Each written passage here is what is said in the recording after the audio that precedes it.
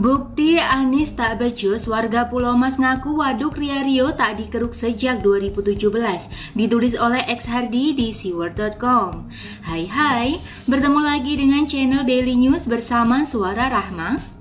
Ada bukti lain yang memang bisa kita pastikan kalau Anies adalah gubernur paling tak berkualitas yang pernah memimpin Jakarta.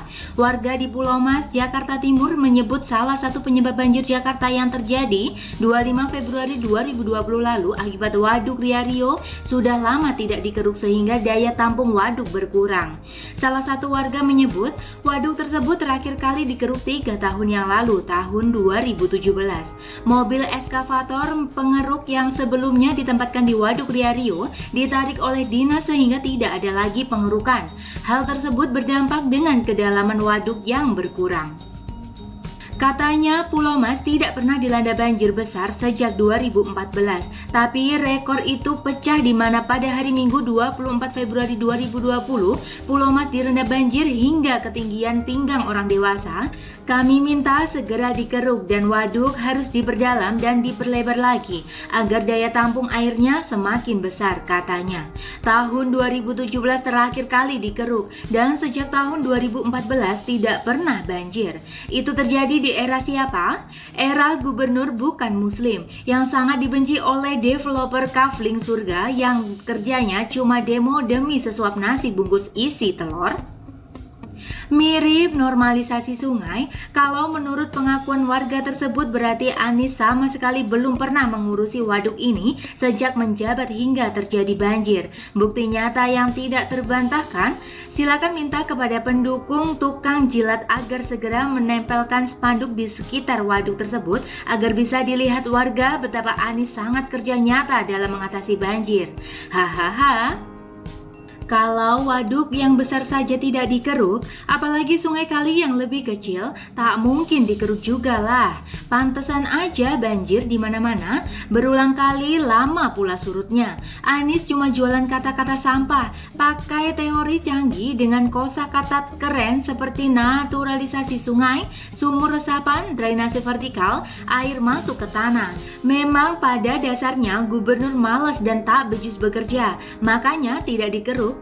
Bahkan ada netizen yang sering lewat daerah Pulau Mas. Dia mengatakan daerah tersebut memang menjadi langganan banjir sebelum era Jokowi dan Ahok. Si era Ahok tidak ada banjir, di era Anies malah tenggelam.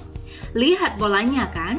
Semua terlihat jelas, tidak bisa ditutup-tutupi. Ini adalah faktor bobrok yang berusaha dielak oleh Anies dan disembunyikan rapat-rapat oleh para penjilatnya. Anies memang harusnya dimintai pertanggungjawaban, jangan percaya dengan pendukungnya yang malah menuding pemerintah pusat harus bertanggung jawab. Gerombolan tak ada otak tak perlu diladeni karena mereka sudah stres dan hilang akal. Di sisi lain, Anies jago mengelak, bahkan undangan dari DPR saja tidak diindahkan. Undangan dari Kementerian PUPR soal naturalisasi saja tidak digubris. Bagaimana kalau rakyat mau mengeluh, mau mengadu ke siapa?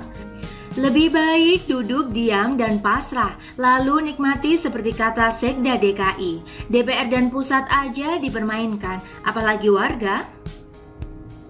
Oh ya, di media sosial beredar foto spanduk yang terpampang entah di mana lokasinya. Isinya warga berterima kasih kepada Anies karena banjir sudah surut. Entah ini benar atau tidak, saya asumsikan benar. Kasihan lihat mereka yang cara mencilatnya sangat bodoh tak berkesudahan. Banjir, kalau didiamkan juga lama-lama akan surut sendiri. Anies tidak kerja, banjir pasti tetap surut. Tapi mendapat apresiasi, ini namanya usaha pembodohan publik dengan cara yang bodoh. Saking tak ada prestasinya, spanduk model gituan pun dipasang. Mungkin juga ini adalah balasan dari spanduk sebelumnya yang sempat beredar, di mana isinya minta Anies mundur karena tidak becus.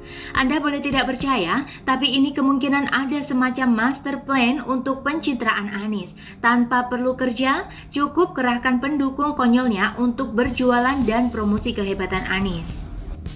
Lalu ditambah dengan sedikit gesekan dengan DPR dan pemerintah pusat agar dapat melepaskan diri dari tanggung jawab, banjir lama-lama surut dan dia akan keluar sebagai pahlawan, sebagai modal untuk melakukan pembohongan lagi di tahun politik berikutnya. Bagaimana menurut Anda? Semoga saja yang JKT58 kebanyakan mulai sadar dengan dimanfaatkannya dan dipengaruhi oleh janji surga dan ancaman mayat.